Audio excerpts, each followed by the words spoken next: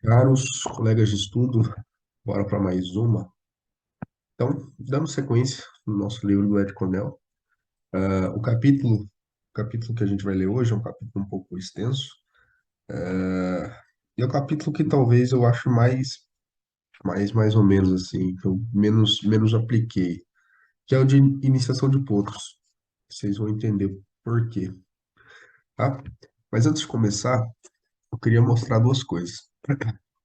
Primeiro, a história do set and turn, eu fiz um vídeo, deu fazendo, ó, tem isso daqui, mandei pro pessoal, mandei pro Rodolfo Lara e pro Cody Deering, e eles me responderam e falaram que é isso, aparentemente é isso mesmo, tá? Então, pessoal, esse é o Seth and Turn, tá? O cavalo para, né? No final ele vai parar num toque e vira, tá? Num toque você para, depois você dá outro toque o cavalo vira. É para que ela para, e aí acontece aquilo que ele fala, ela suspende a mão e posiciona de novo 180 graus. Entendi que era isso, eles falaram que é isso mesmo. Então, vamos considerar que seja isso. Deixa eu ver se eu parei de compartilhar. Poxa, outra coisa interessante. Eu vou ver se eu consigo colocar aqui um link. Se não conseguiu, põe na descrição. Mais uma vez, eu vi uma discussão e falaram que o cavaleiro atual, que é mais parecido com o que o Ed Cornell descreve, é um cara chamado Doug Williamson. Deixa eu até pôr aqui o nome dele, porque é muito interessante. Eu vejo ele correndo call horse, eu não sei se ele corre rédeas ou alguma outra coisa. Mas assista um vídeo que ele tá com um cavalo que chama His Right, acho que é isso, His Right, Heswright,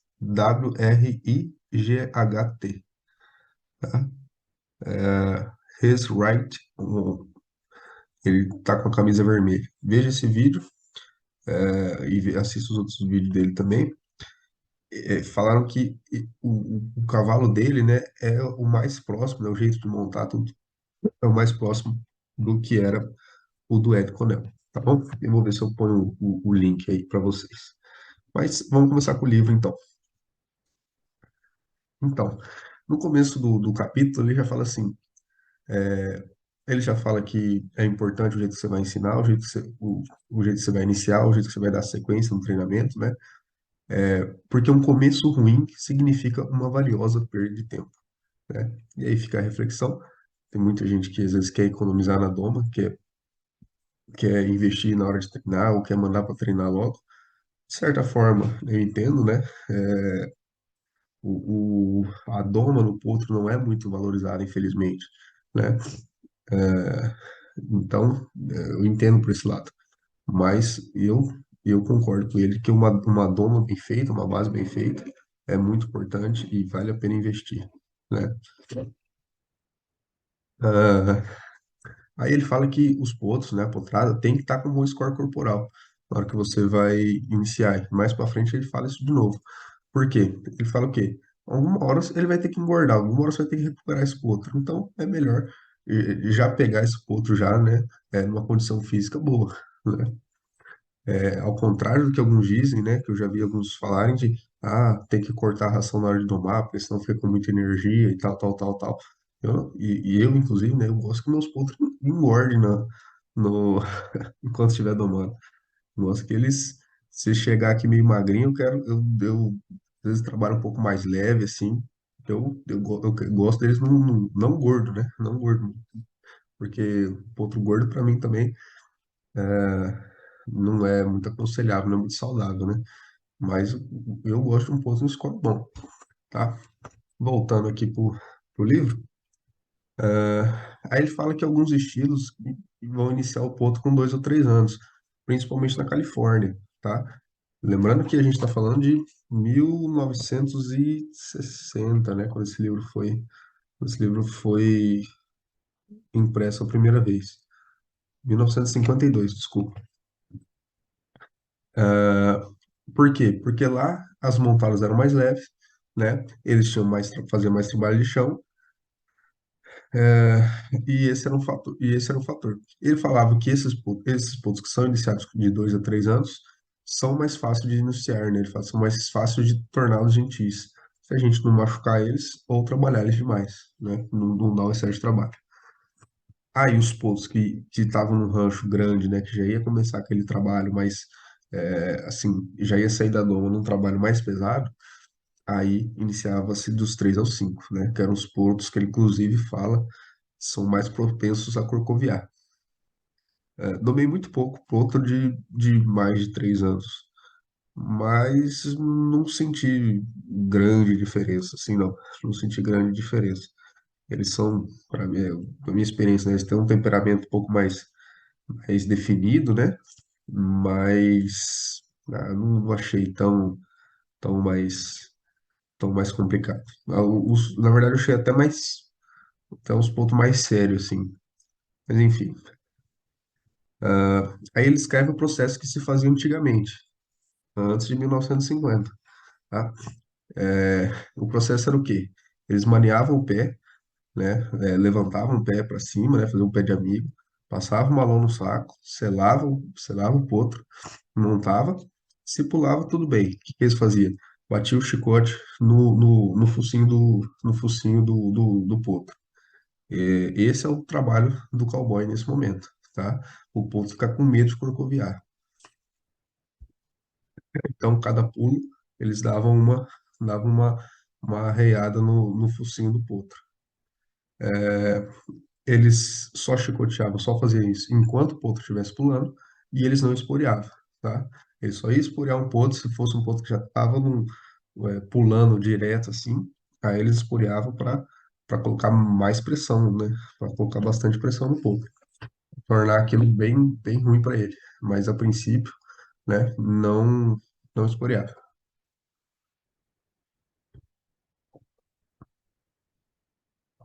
Ele até fala que era uma desonra para o domador acertar outra parte da cabeça do cavalo que não fosse o focinho, tá? É, Era um método muito bruto, mas se o potro aprendesse a pular sem ser chicoteado as primeiras vezes, eles acreditavam que depois não adiantava mais chicotear, né? E ele poderia aprender a corcoviar cada vez mais duro, até chegar a um ponto que você não ia nem conseguir chicotear mais, né? E aí ele termina essa parte, né, falando de como era dama antigamente, falando que o mais importante de tudo é que os antigos, né, sabiam o que estavam fazendo e prezavam por não abusar nem do gato, nem do cavalo. Tá? Então ele fala que o método não é o ideal, mas que ao mesmo tempo eles tinham um respeito, né? Acima de tudo, tinham um respeito pelo animal, tá? A justificativa dele é o quê? Os cavalos eram mestiços. Aliás, era outra tropa, né? Outros métodos. Os cavalos, né, criados mais solto, mestiço de Mustang, né? Não tinha uma seleção genética tão boa. Isso já há 70 anos atrás, tá? Quanto não evoluiu nossa tropa hoje, né?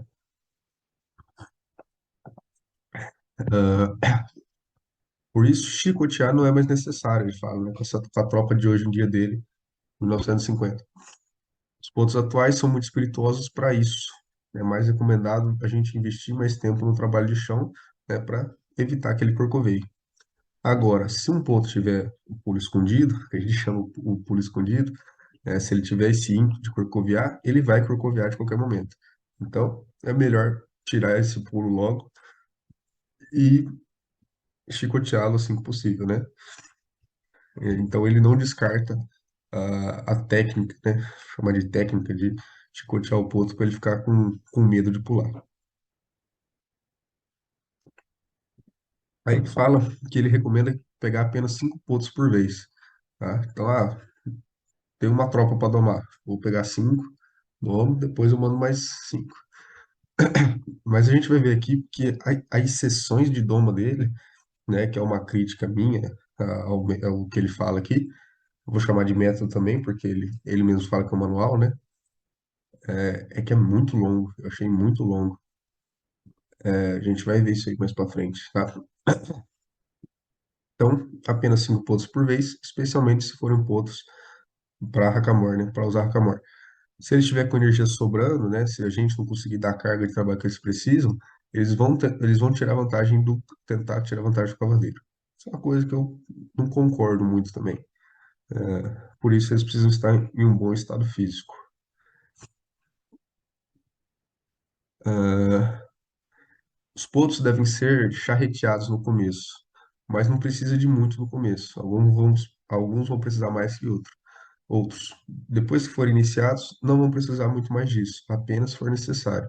A ideia é ensinar para que você tenha essa ferramenta se necessário, tá? Nem esse charreteamento que ele vai ensinar para a gente fazer mais para frente, nem o Dublin nunca deve machucar o cavalo, né? Outros não vão aprender muito sendo montados retos para frente sempre, né? Por isso tem algumas coisas que a gente tem que fazer para colocá-los aonde eles pertencem e mantê-lo eles lá. Tá? Manter eles lá, mantê-lo eles lá. Ixi, acho que deu para entender. Em potros bem criados, quanto mais trabalho de chão, mais fácil vai ser a doma. Alguns né, as coisas vão vir por si só, né? As coisas vão acontecendo meio sozinho. Algumas vezes você vai precisar ser duro com o potro para colocá-lo na linha. A ideia é tê-lo fazendo o que o cavaleiro quer do melhor jeito que ele souber e não mais. Eu gostei muito dessa frase. A ideia é tê-lo fazendo o que o cavaleiro quer do melhor jeito que ele souber, tá? Então, assim, o Poe tem que fazer o que eu quero, mas o jeito que ele vai fazer, eu deixo para ele, né? Não sei, tô refletindo nessa frase desde a primeira vez que eu traduzi.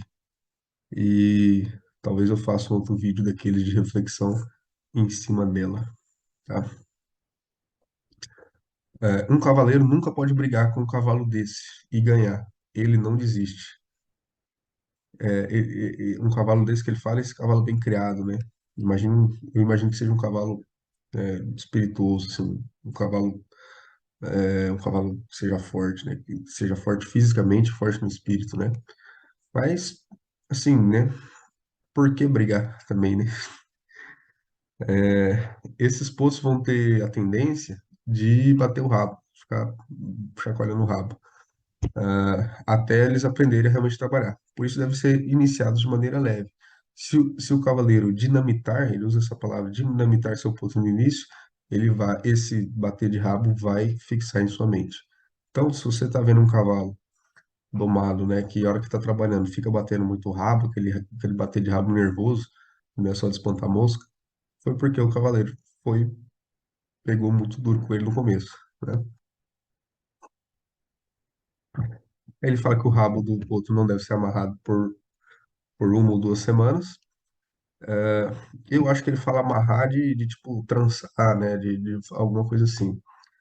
Porque uma vez o Borba falou que outro que batia rabo, alguns treinadores amarravam na barrigueira, para ele ver se ele ficava com o rabo quieto. Não deixa claro se é esse amarrar ou se é amarrar de trançar, mas para mim é o amarrado de trançar.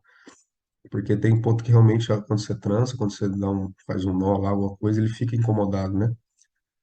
Com a sensação do rabo preso e começa a bater o rabo por causa disso.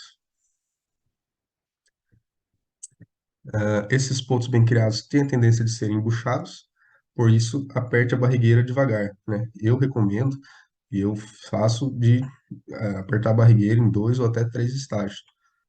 Como assim? Eu selo, encosto, levo o cavalo puxando até onde eu vou trabalhar, ou se você é para a estrada, leva ele até um trecho, aí antes de montar, dou uma checadinha e às vezes durante o trabalho eu preciso apertar um pouquinho ainda. Eu gosto de montar com a barrigueira meio solta. Assim, o mais solto possível para ela não ficar, para que a sela fique estável, né? Continuando aqui. Então, aqueçam antes de selar e aperte o suficiente para a sela não cair. Você não quer separá-la ao meio com a barrigueira, tá? Fazer muito Dublin vai fazer o seu cavalo ficar batendo rápido. Por isso, só deve ser feito quando necessário.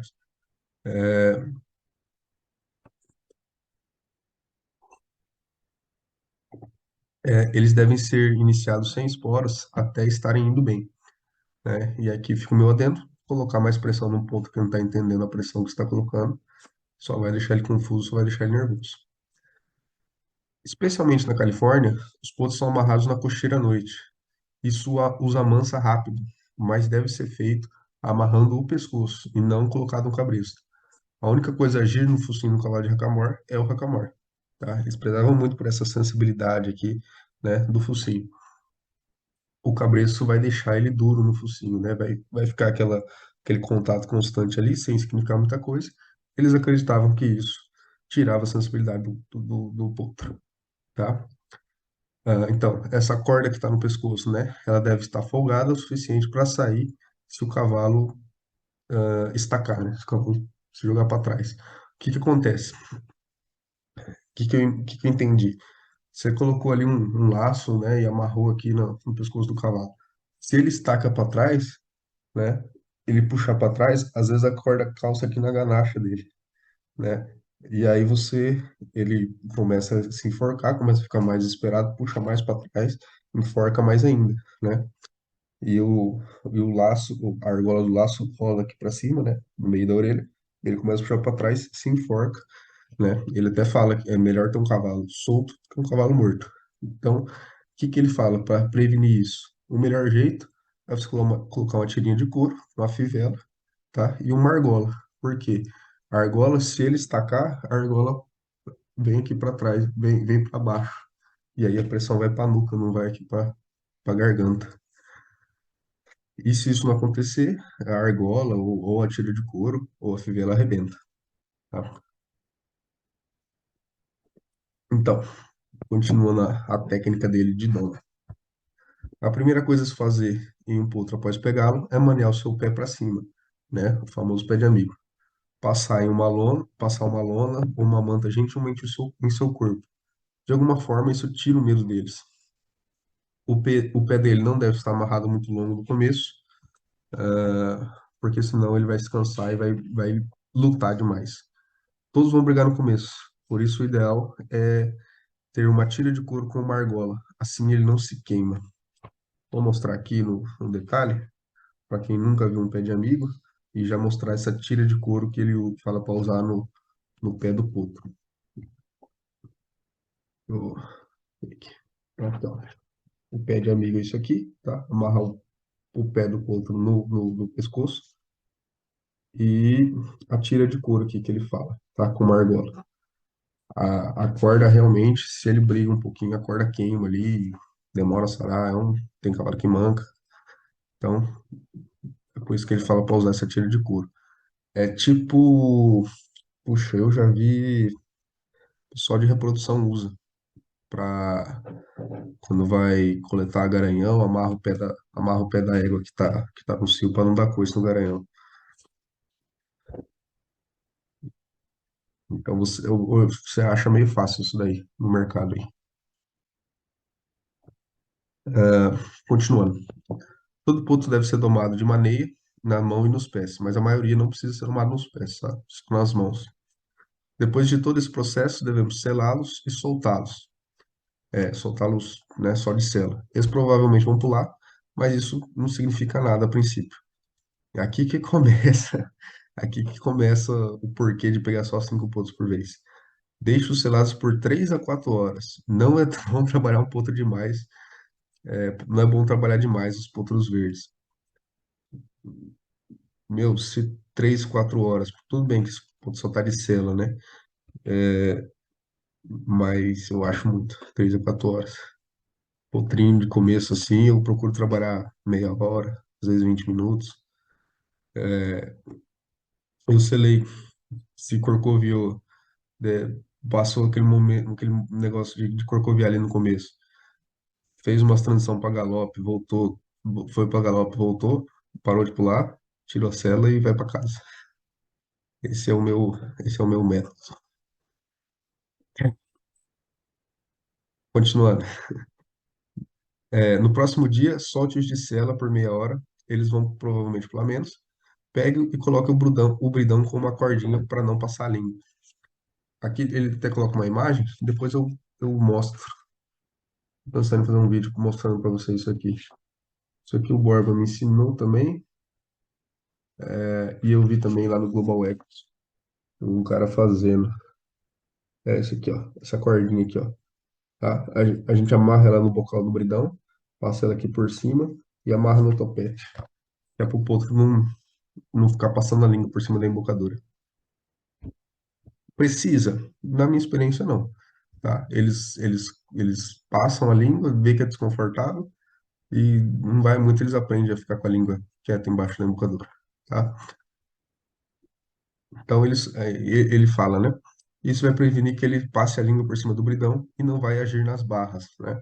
Mantendo e aí você mantém essa cordinha até ele tá com a boquinha quieta ali, até ele ficar de boa com o bridão. Depois que o bridão for ajustado, você deve checar o seu cavalo. Checar, que ele fala, que eu entendi, né? É fazer ele ceder um pouquinho a embocadura, tá? Apenas o suficiente para que seu focinho ceda um pouco. Uma rédea mais curta que a outra e deixo assim por apenas 2 horas. Apenas 2 horas. Se você não tiver um cilhão, tá? O cilhão é um negócio que parece uma barrigueira e tem umas argolinhas. É, então você põe ele aqui no tórax do cavalo, tem argolinhas ali em vários níveis, e aí você pode regular o ângulo da rédea que você vai amarrar nele, né? Mas se você não tiver esse cilhão, amarre as rédeas no assento da sela. No próximo dia, cheque um pouco mais apertado, né? Rédea um pouco mais curta e troca a rédea que você colocou mais curta ali. Após 3 dias checando o cobridão, cheque de racamor. Deve ser usado um racamor macio, tanto no bridão como no racamor. Eles devem ser checados de maneira que quando eles cederem, né? Quando eles abaixar o focinho que ele fala aqui, né? Quando eles ceder um pouco o focinho, a rédea folgue. Beleza? Então, esse foi o capítulo de hoje, iniciação de potros. No próximo capítulo, ele vai falar do Dublin e desse pulling, que é esse charreteamento do chão, tá? Que ele citou aqui na iniciação. Também um capítulo meio longuinho. Vocês separaram, eu não li diretamente o livro, eu peguei o livro, fiz um resumo, fiz uns tópicos, e eu achei que assim ficou mais fluido, né? Ficou mais organizado até para mim. Mas os pontos principais tem aí. Deixei uma coisinha ou outra de fora? Deixei. Por isso eu recomendo que você leia o livro. Beleza? Comente aí o que vocês acharam da técnica dele, do método dele de iniciação. Se vocês fazem alguma coisa que ele fala aí, ou se não tem nada a ver com o que vocês fazem.